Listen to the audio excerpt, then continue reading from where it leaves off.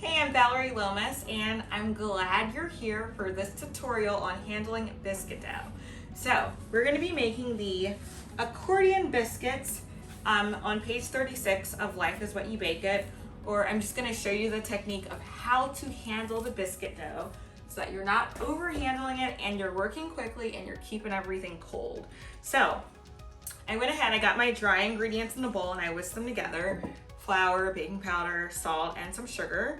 And I went ahead and I already cut my butter. And once I cut it, I stuck it in the fridge for a little bit because it's really important that the butter stays cold. So I'm just gonna add my butter to the flour and I'm gonna use my hands to just kind of separate each little chunk of butter that's been cut up and just coat them all with flour.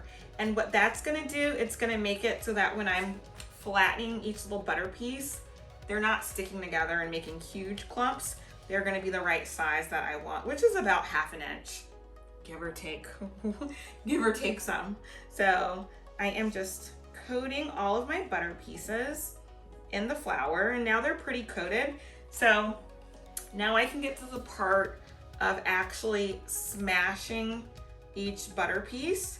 So I want to like flatten each piece and it's going to kind of break apart, and that's good. That's what we want.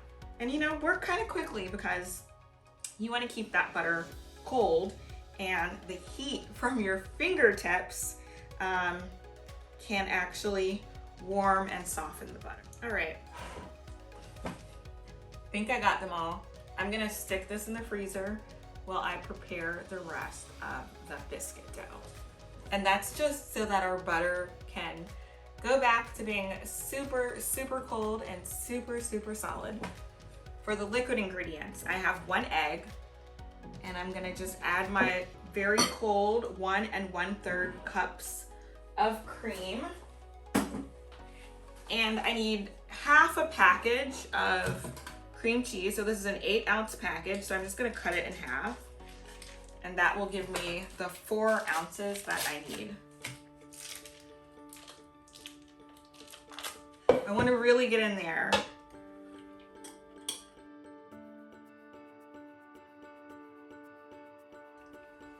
And your cream cheese should be softened, which will also help it combine with the cream and the egg a lot more easily.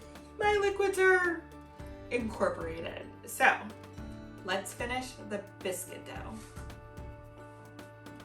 I have my flour and butter mixture that I pulled out the freezer, and I have a large spatula. So I'm gonna pour my liquids right over my liquids right on top. I'm just gonna take my spatula and just kind of almost fold it until my liquids are incorporated and I have a shaggy dough. And by shaggy, I mean I don't want my dough to look really perfect and smooth. I want it to kind of be rough and ragged.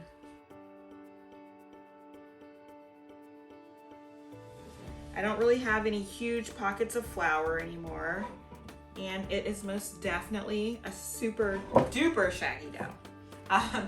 You don't want it to be too shaggy. You do want you want it to have a good start, because if it's too crumbly and you don't pat it and compact the biscuit dough enough, when you bake it, you're not going to get those layers, and so the biscuit's going to kind of like break apart because the dough is never really together. So we do want the dough to come together, but we just don't want to overdo it. So, all right. I think we're good. So what I'm gonna do, clean up a bit, and then we'll finish this. Right onto my work surface, and I just put down a mat because I'm using a wooden table, and I prefer to not work directly on wood. But you know, if you've got a countertop, that would be great. Marble works great because that'll help keep your butter nice and cold. But woo, that's a lot of shaggy biscuit dough. Okay, so now we're gonna get our hands dirty. Apologies to everyone who doesn't like to get their hands dirty. And what you can do, you can put a little bit of flour in your hands to kind of keep them from getting too dirty, but you don't want to put so much that it, you know, changes the quantity in the recipe. So now I'm just going to really get in there and compress the dough into a block.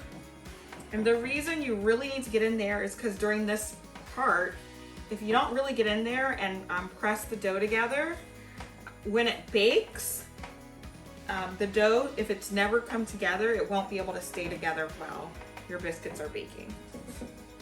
But just pressing this into a block.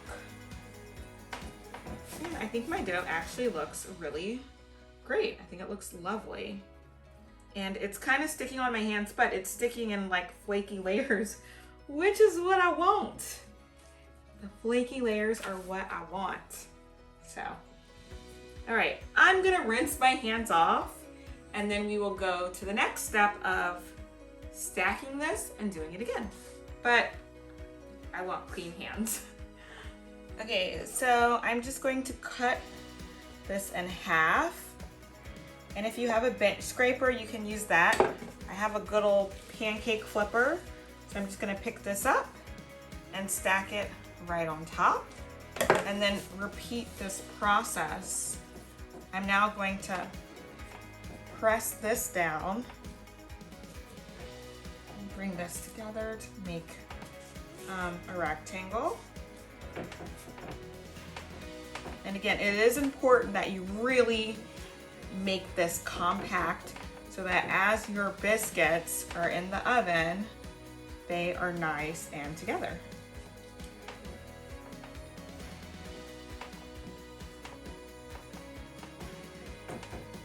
And now I'm gonna do it again.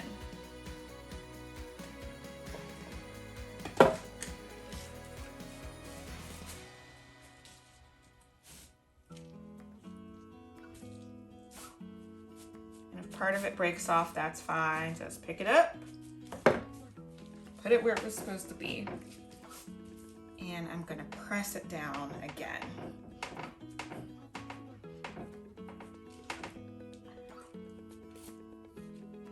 Now, if your dough is getting like super sticky, you can stop, rinse your hands off, and add a little bit of flour to your hand so that the dough isn't sticking too much to your hands and kind of flaking off.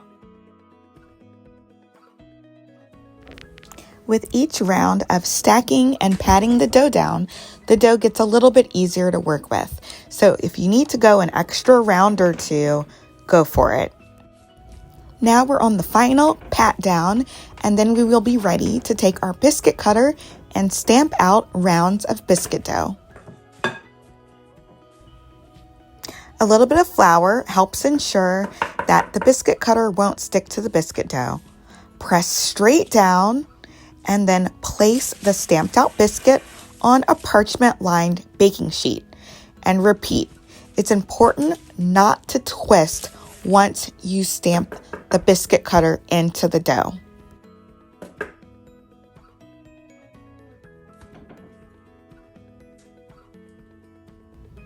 If there are any biscuit rounds that are sticking to the surface, you can use a mini spatula or a pancake flipper to help you transfer those biscuit rounds to the parchment lined pan. Once you finish, you can gather the scraps, pat them down, and stamp them out again. So we've got our gorgeous biscuits, and I'm gonna let them chill in the freezer before I put them in the oven, because I want them to be super cold with a super hot oven to get a blast of heat. And before I bake them, I'm just going to brush them with some egg wash, which will help them get nice and golden and brown and glossy on top. Then I'm gonna sprinkle a little sugar to finish them off. So I hope you enjoyed this tutorial on handling biscuit dough, and be sure that you check out the others. And remember, when it comes to biscuit making and everything else, practice makes perfect.